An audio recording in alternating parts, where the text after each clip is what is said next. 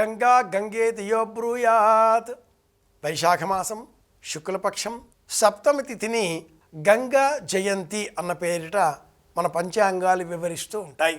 భగీరథుడు తన ముత్తాతలైనటువంటి సగరులకు ఉత్తమ లోకాలను ప్రాప్తింపజేసే నిమిత్తమై తండ్రి తాత చేసిన ప్రయత్నాలు అర్ధాంతరంగా ఆగిపోగా ఆ బాధ్యతను తన భుజస్కంధాల మీద వేసుకొని బ్రహ్మకై తపస్సు, బ్రహ్మ అనుజ్ఞతో శివునికై తపస్సు, గంగకై తపస్సు, మళ్ళీ పరమశివుడికై తపస్సు, జన్ను మహర్షిని స్తోత్రం చేయడం, ఇలా అనేక ప్రయత్నాలు చేసి చేసి చేసి ఆకాశంబున నుండి శంభుని శిరంబందుండి సీతాద్రి సుశ్లోకం పైన హిమాలయంబు నుండి క్రమంగా విశాల మైదాన స్థలాలలో జన్ను మహర్షి ఆగ్రహానికి గురి అయి మళ్ళీ ఆయన చెవి నుంచి వెడలుపడి జాహ్నవిగా పేరు పొంది నొరగలు కక్కుతూ గౌతమిగా పేరు పొందిన అనంతరం ఇలా ప్రయాణం చేసినటువంటి పవిత్రమైనటువంటి నది,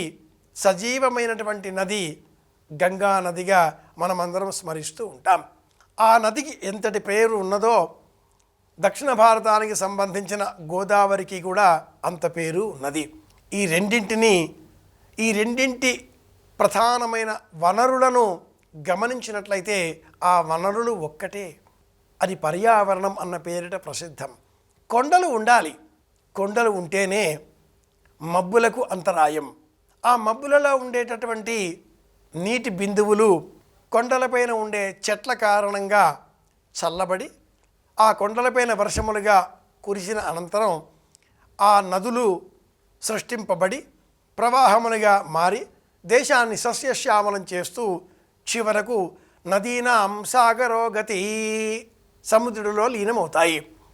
ఏ దేవతకు నమస్కారం చేసినా కూడా ఆ నమస్కారాలన్నీ కూడా కేశవం ప్రతి గచ్చతి అన్న పేరిట ఎలా మనం సంస్కారంగా ఆలోచనాత్మకంగా ఊహిస్తూ ఉంటామో, జపం చేస్తూ ఉంటామో, స్మరిస్తూ ఉంటామో, ఆ భగవత్ చైతన్యంలో భగవత్ తత్వంలో లీనం కావడం మన యొక్క స్వరూపం కాగా నీటి బిందువులన్నీ కూడా సాగరుడిలో లీనం అయ్యే నిమిత్తమై ఇలా వడివడిగా పరుగులు తీస్తూ దేశాన్ని సస్యశ్యామలం చేస్తాయి. ఆ క్రమంలో నీటి విలువలను మనం గుర్తించాలి. నీటి ప్రాధాన్యతను తెలుసుకొని నీటి వనరులను కాపాడుకోవాలి. ఇది బోధించడం కోసమే గంగా సప్తమి. శ్రీరామాయణంలో విశ్వామిత్ర మహర్షి రామచంద్రమూర్తి లక్ష్మణుల వారికి 30-31 సర్గలు బాలకాండలో ఉన్నవి. ఈ సర్గలలో ఉండే సారాంశంగా గంగావతరణం ఈ వృత్తాంతాన్ని సమగ్రంగా వివరిస్తారు. శ్రీరామాయణం ఆదికావ్యంలో బాలకాండలో ప్రప్రథమంగానే నదులను ఎలా కాపాడుకోవాలి, నదుల కారణంగా మనం చేసిన సమస్త పాపాలు ఎలా తొలగిపోతాయి, ఒక దృష్టాంతంగా ఈ వృత్తాంతాన్ని మనం స్వీకరించవచ్చు. గంగా సప్తమి ఈనాటి విశేషం. ఈ అపురూపమైన సందర్భాన్ని పురస్కరించుకొని మనకు సమీపంలో ఉన్న మన ఇంటిలో లభ్యమైన నీటి వనరులను కాపాడుకుందాం. నీటిని వృధాపరచరాదు. రాబోయే కాలం వేసవి, నీటి ఎద్దడి హెచ్చుగా ఉంటుంది. తటాకములు, చెరువులు లేదా చిన్న చిన్న నీటి కొలనులు వీటిని ఆశ్రయించి అనేకములైన జంతుజాలములు నివసిస్తూ ఉంటాయి. వేటికి కూడా హాని తలపెట్టకుండా పర్యావరణ పరిరక్షణ చర్యలను చేపడుతూ ఒక్క కొలనులో నీరు ఉండాలి. ఆ కొలను చుట్టూరా కూడా తారామండల అన్న పేరు గల మొక్కలను నాటాలి.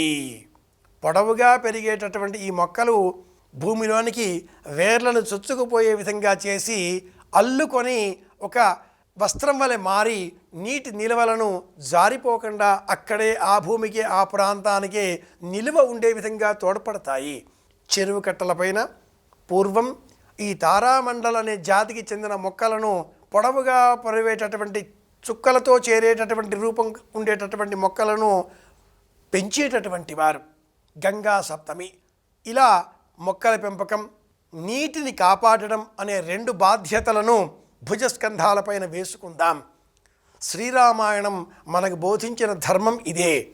శ్రీరామాయణం అంతా కూడా కొండలు, మొక్కల పెంపకం, నదులు, నీటి విలువ, పర్యావరణ పరిరక్షణ ఈ కోణంలో శ్రీరామాయణాన్ని పరిశీలించినట్లయితే రాముడుకు మనకు బోధించిన ఈ గంగా సప్తమి, గంగావతరణం, విశ్వామిత్రుడి ద్వారా ఈ కథ ఎందుకు మనం ఇలా తెలుసుకోవాలో స్పష్టంగా తెలియవస్తుంది.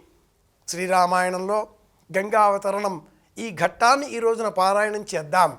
నీటి విలువలు తెలుసుకుని కాపాడుకుందాం. అందరి క్షేమాన్ని కోరుదాం. మళ్ళీ కలుసుకుందాం. శ్రీరామ జయం. శుభమస్తు.